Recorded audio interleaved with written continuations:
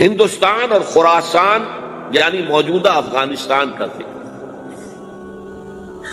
ابن ماجہ کی روایت ہے عن عبداللہ ابن الحارث رضی اللہ تعالی عنہ قال رسول اللہ صلی اللہ علیہ وسلم یخرج ناس من المشرق یؤتئون للمہدی عن سلطانہ، یعنی سلطان رہو، دونوں طرح سے پڑھ سکتے ہیں۔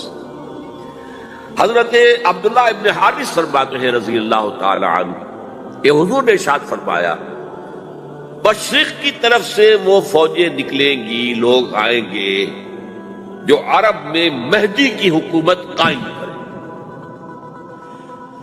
یہ مہدی کون ہوں گے اس کا ذکر میں ذرا بعد میں کروں گا، لیکن نوٹ کر لیجئے کہ مہدی سے پہلے لازماً کسی مشرقی علاقے کے اندر وہ نظام قائم ہو چکے گا، تب وہاں سے فوجیں آئیں گی نا۔ یہ مشرق کون سا ہے؟ عرب کے مشرق میں آپ چلیے، ایران بھی آ جائے گا، افغانستان بھی ہے، پاکستان بھی ہے، اور اگر اس سے اور توسیع دیں تو ہندوستان بھی ہے۔ یہ ہے عرب کا مشرق، اس سے فوجیں جائیں گی۔ اس کا کیا مطلب ہے کہ اس میں سے کسی جگہ پر نظام خلافت پہلے قائم ہو جائے گا تاکہ وہاں سے فوجیں جائیں گی جو جزیرہ نما عرب میں حضرت مہدی کی حکومت کو قائم کرے۔ اب دوسری حدیث سنیے، یہ سنن ابن ماجہ کی حدیث تھی جو میں نے آپ کو سنائی، آپ نے پڑھی۔ دوسری عن ابی ہریرہ رضی اللہ تعالی عنہ، یہ ترمذی شریف کی روایت ہے، قال قال رسول اللہ صلی اللہ علیہ وسلم یخرج من خراسان رایات سود لا يردها شیء حتی تنصب بإیلیا۔ خراسان کے علاقے سے سیاہ جھنڈے لے کر فوجیں آئیں گی، ان کا رخ کوئی موڑ نہیں سکے گا، ان کو پیچھے پھیر نہیں سکیں گے کوئی بھی، یہاں تک کہ وہ یروشلم میں جا کر جھنڈے نصب کر دیں گے۔ ایلیا حضور کے زمانے میں یروشلم کو کہتے ہیں۔ یہ یروشلم تھا جب حضرت سلیمان کی حکومت تھی اور یہاں پر معبد سلیمانی، ہیکل سلیمانی قائم ہوا۔ پھر یہ یروشلم بھی رہا ہے تاریخ میں، یہاں تک کہ سن 70 عیسوی میں جب ٹائٹس رومی جنرل نے اس کو گرایا، ختم کیا، سیکنڈ ٹیمپل گرا دیا، اور یہاں سے یہودیوں کو کہا نکل جاؤ یہاں سے، کوئی یہودی باقی نہیں رہا، بالکل تہو بالا برباد کر دیا۔ اس کے کوئی 150 سال بعد ہیڈریان، رومن ایمپرر ہیڈریان، اس نے پھر دوبارہ آباد کیا اس شہر۔ 150 سال تک یہ بالکل بنجر اور بالکل غیر آباد پڑا۔ اب ہیڈریان نے جب آباد کیا تو اس کا نام ایلیا رکھا، اب یروشلم نام نہیں۔ تو حضور کے زمانے میں پھر اس کا نام ایلیا، اور اب اس سے کیا معلوم ہو رہا ہے کہ یہ یروشلم مسلمانوں کے قبضے سے اس وقت نکلا ہوا ہوگا۔ ایک دفعہ پہلے نکلا تھا، 1099 عیسوی میں مسلمانوں کے ہاتھ سے نکلا، کروسیڈرز عیسائیوں نے آ کر اس کو قبضے میں کیا، لاکھوں مسلمانوں کو مارا، قتل کیا۔ اس کو 1187 عیسوی میں واپس لیا ہے۔ کس نے لیا ہے؟ صلاح الدین ایوبی کرد۔ عرب کھوکھلے ہو چکے تھے، عربوں نے کھویا، واپس نہیں لے سکے، بہت حکومت کر چکے تھے، 400-500 برس کی حکومت، اور ان کے عیش اور ان کے آرام، اب ان میں جان نہیں تھی کہ وہ واپس لے سکے۔ واپس لینے والا گرم کرد صلاح الدین ایوبی۔ تو گویا کہ اب آپ سمجھئے کہ 88 برس تک عیسائیوں کا قبضہ رہا یروشلم۔ اب 1967 میں یہودیوں نے قبضہ کیا ہے، اور اب 38 برس تو ہو گئے، 88 نہیں، 38 برس ہو گئے، لیکن وہ دور آئے گا کہ اب پھر لیں گے۔ لینے والے عرب بھی نہیں ہوں گے، خراسان کے علاقے سے فوجیں آئیں۔ یہ خراسان کیا تھا؟ ایلیا تو میں نے آپ کو بتایا یروشلم کا نام ہے۔ خراسان اس زمانے میں ایک بہت بڑے ملک کو کہتے تھے، کچھ حصہ پاکستان کا بھی اس میں شامل ہے، کچھ حصہ ایران کا بھی ہے۔ ایران کے اس حصے کو اب بھی خراسان کہتے ہیں۔ خراسان ایک صوبہ ہے ایران کا، چھوٹا سا۔ پاکستان میں خاص طور پر یہ جو علاقہ مالاکنڈ ایجنسی کہلاتی ہے، اس سے اوپر جتنا علاقہ ہے اور یہ جو واخان کی ایک پٹی آتی ہے اوپر، واخان افغانستان کی ایک پٹی سی دم سی چلی آتی ہے جو جا کر چائنا کی سرحد سے مل جاتی ہے، یہاں سے لے کے یہاں تک یہ جو مالاکنڈ کا وہ درہ ہے اور پہاڑ ہے، یہ بھی خراسان کا حصہ ہے۔ باقی تقریباً 2/3 آف افغانستان ساؤدرن حصہ نہیں ہے خراسان کا حصہ، یہ سیستان کہلاتا تھا، یہ خراسان نہیں ہے، لیکن یہ کہ اوپر کا 2/3 آف افغانستان اور اس کے ساتھ یہ جو عرب جو اب یہ ترک ممالک آزاد ہوئے ہیں سوویت یونین کے ڈسولوشن کے ساتھ، یہ سارا علاقہ کہلاتا ہے خراسان بزرگ، دی گریٹ خراسان۔ ایک مرتبہ ایک یہاں کا جو کاؤنسلیٹ ایران کا وہ آئے تھے میرے پاس، ان کے ایک اہم آدمی، ان سے میں نے پوچھا خراسان، تو پہلے تو ان کا خراسان ہمارا ایسو بات نہیں، مجھے خراسان، او خراسان بزرگ، وہ جو دی گریٹر خراسان کی بات کر رہے ہیں وہ یہ تھا۔ پھر میں نے اور طریقوں سے بھی تحقیق کی، پہلے خیال تھا کہ پورا افغانستان اس میں شامل ہے، لیکن اب معلوم ہوا کہ نہیں، یہ جو جنوبی حصہ ہے یہ سیستان کہلاتا تھا، کچھ بلوچستان کا حصہ اس میں شامل تھا اور کچھ یہ جنوبی حصہ افغانستان۔ یہاں سے فوجیں جائیں گی اور یہ فوجیں جا کر خراسان سے چل کر ایلیا پہنچیں گی، یروشلم پہنچیں گی اور اپنے جھنڈے گاڑیں۔ اس کا جو نتیجہ نکلتا ہے وہ آپ سمجھ لیجئے۔ اس میں بھی اب میں اس سیر ترجمان القرآن اقبال کا ایک شعر آپ کو سنا رہا ہوں۔ ایک تو انہوں نے جو اردو میں کہا تھا، میرے عرب کو آئی ٹھنڈی ہوا جہاں سے، میرا وطن وہی ہے، میرا وطن وہی، ٹھنڈی ہوا حضور کو آئی، مجھے ہندوستان کی طرف سے ٹھنڈی ہوا آ رہی ہے صلی اللہ علیہ وسلم۔ اس کا جو ہے حوالہ مجھے نہیں مل سکا ہے اب تک، لیکن لوگ مانتے ہیں کہ ہاں ہے، حدیث ہے، پڑھی ہے ہم نے، لیکن بتا نہیں پا رہے۔ اور ظاہر بات ہے کہ حدیث کا ذخیرہ اتنا وسیع ہے کہ اس میں سے تلاش کرنا آسان کام ہے، اور اقبال کو کافی علم تھا ان چیزوں کا، اس کو بغیر کسی بنیاد کے نہیں کہہ سکتا، میرے عرب کو آئی ٹھنڈی ہوا جہاں سے، میرا وطن وہی ہے، میرا وطن۔ لیکن اس سے بھی زیادہ جو بات ہے وہ علامہ اقبال کا ایک شعر ہے جس کے پہلے مصرعے میں تو حضرت مہدی کا ذکر ہے، وہ میں بعد میں اس کا ذکر کروں گا جب ان کا وقت آئے گا۔ خضر وقت از خلوت دشت حجاز آید برون، خضر وقت، وقت کا خضر، میرے نزدیک وقت کا مجدد حضرت مہدی، وہ خلوت حجاز سے باہر آئیں گے۔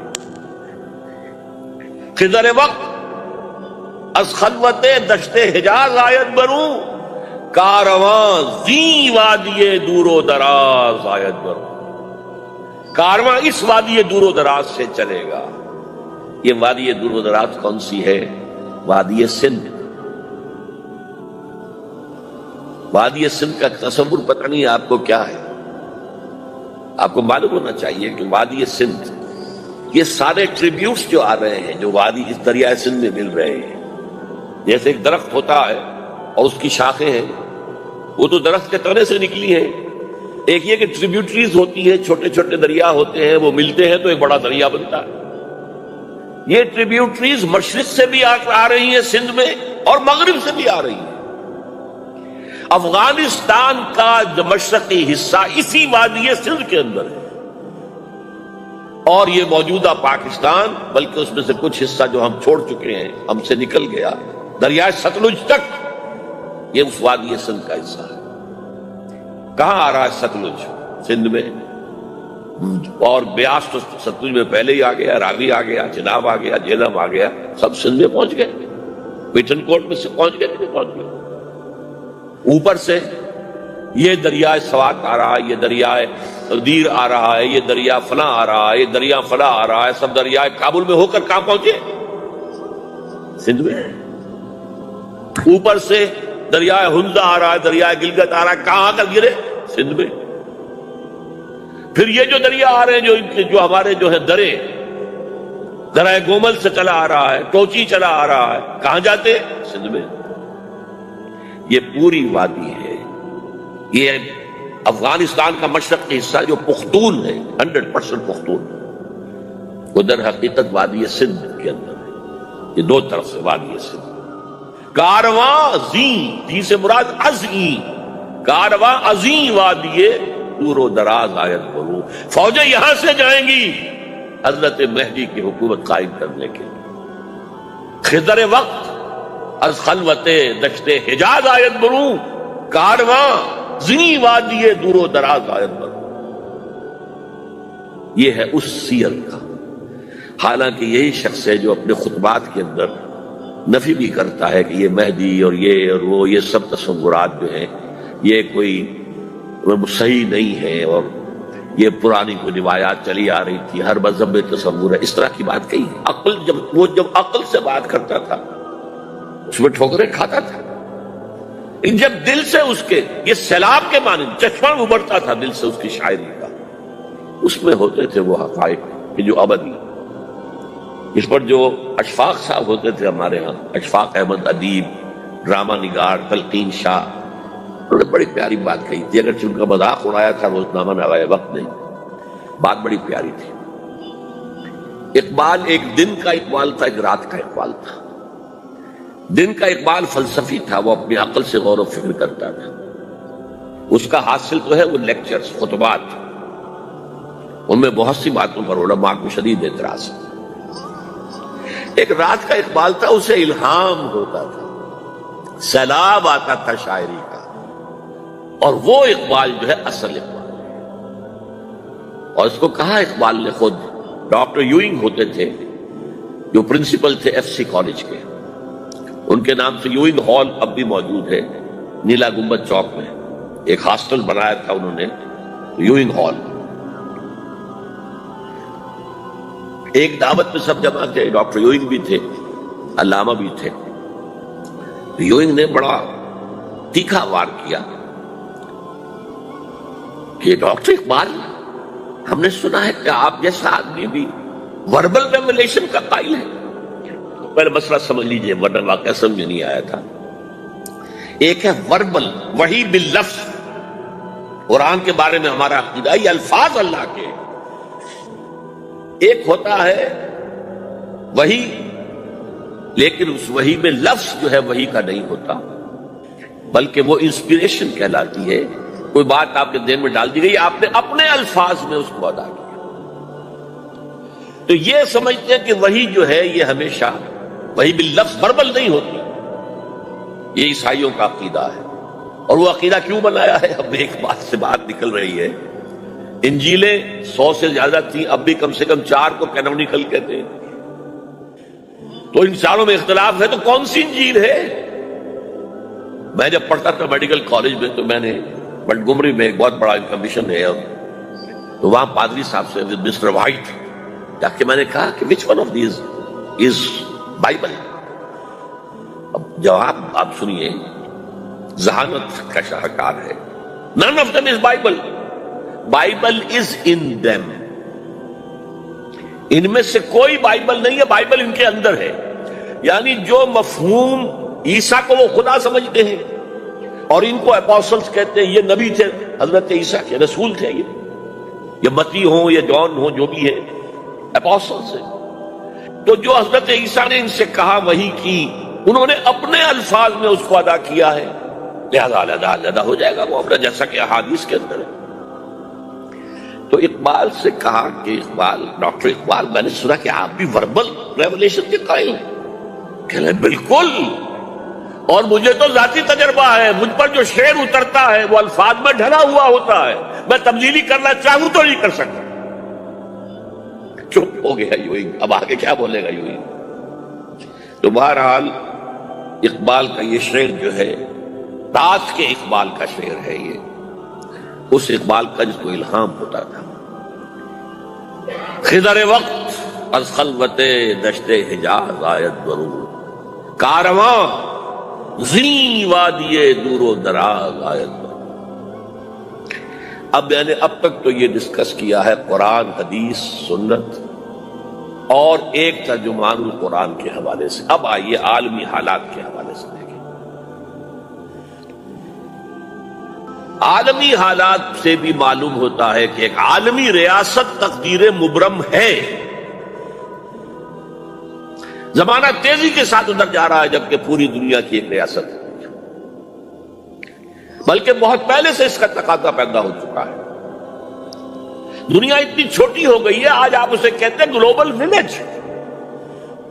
یہ تو گاؤں کے مانند ہے، اب کوئی فاصلہ نہیں رہا. امریکہ میں تاج پوشی ہو رہی ہے بش صاحب کی، ان کا منظر ہم بیٹھے دیکھ رہے ہیں، سارا کا سارا 12,000 میل دور بیٹھے ہوئے دیکھ رہے ہیں. دنیا کیا ہے؟ یہ تو ایک گاؤں ہے، ایک شہر ہے. اور ایک عالمی ریاست اگر قائم نہیں ہوتی تو دنیا میں کبھی امن قائم نہیں ہو سکتا. لہذا دنیا میں امن کے لیے ایک عالمی ریاست ضروری ہے، اور اسی کے پہلے قدم کے طور پر وہ لیگ آف نیشنز جو ہے قائم کی گئی تھی. کوئی تو ادارہ ایسا ہونا چاہیے جہاں دنیا کے سارے ممالک کے نمائندے بیٹھیں، سوچیں، غور کریں، فیصلے کریں. اگرچہ وہ جو بے ایمانیاں دلوں میں تھی، جو بدنیتیں دلوں میں تھی، انہوں نے ناکام کر دیا اس کو، لہذا وہ مر گئی، ختم ہو گئی. ہاں، جنم دے گئی اسرائیل کو، اس کے بطن سے اسرائیل نے جنم لیا. اسرائیل نے نہیں، بالفور ڈکلریشن ہے کہ یہودیوں کو فلسطین میں آباد ہونے کی اجازت ہے. اچھا، جب وہ ختم ہو گئی تو تقاضا موجود تھا، کوئی ادارہ ایسا ہونا چاہیے بھائی بیٹھے سب کے سب وہاں فیصلے کریں، ورنہ تو دو برتن کھڑک جائیں گے تو اس کے بعد وہ عالمی جو ہے ایک کنفرنٹیشن ہو سکتی ہے. تب یہ پھر دوبارہ یونائٹڈ نیشنز آرگنائزیشن بنی، اور اب وہ بھی دم توڑ رہی ہے، بیچاری کئی روز سے دم توڑ رہی ہے. اس لیے کہ عراق وار کے ضمن میں ایک پیسہ بھر بھی وقت نہیں دی بش نے یو این او کی حمایت یا مخالفت. کیا رہ گیا اس کا؟ بس ایک کلب ہے، آؤ بیٹھے گفتگو کرو، اللہ اللہ خیر چلے. جتنے ریزولوشن یو این او نے پاس کیے جنرل اسمبلی نے اسرائیل کے خلاف، سب کو ویٹو کیا ہے امریکہ نے. تو فائدہ کیا ہوا بھائی؟ جنرل اسمبلی کا فیصلہ کشمیر کے بارے میں موجود ہے، 55 سال سے اس پر عمل درآمد نہیں ہو سکتا. تو وہ در حقیقت جب عدل انسان کے اندر نہ ہو، اللہ پر ایمان اور یقین نہ ہو، آخرت کے محاسبے کا احساس نہ ہو، تو کوئی بھی آپ ادارہ بنا لیں فیل ہو جائے گا. ایک زمانے میں، وہ بھی میرے زمانہ طالب علمی کا ہے، جمعیت طلبہ والے جو ہے کراچی سے نکالا کرتے تھے اسٹوڈنٹس وائس، ایک انگریزی ہفت روزہ، اس میں لکھا تھا یو این او کا مطلب ہے یونائٹڈ نیشنز آرگنائزیشن نہیں، انٹائڈ نیشنز آرگنائزیشن، جو بندھی ہوئی نہیں ہے آپس میں. یہ نیشنز جو ہیں ان کا کوئی آپس میں تعلق نہیں ہے، ان کی آرگنائزیشن انٹائڈ، یونائٹڈ کی بجائے. اور آج اس کا منظر سامنے آ چکا ہے. لیکن تقدیر مبرم ہے. The march of history cannot be stopped. چاہے نیو ورلڈ آرڈر آئے، چاہے جسٹ ورلڈ آرڈر آئے، آئے گا ورلڈ آرڈر، جس میں کوئی شک نہیں ہے. گلوبلائزیشن ہو رہی ہے، ٹرپس کا معاہدہ ہو رہا ہے. یہ سارا جو ہے کدھر ہم سفر کر رہے ہیں، کدھر جا رہے ہیں؟ Towards a world state. اس عالمی ریاست کے قائم ہونے میں کمپیٹیٹرز کون کون ہیں؟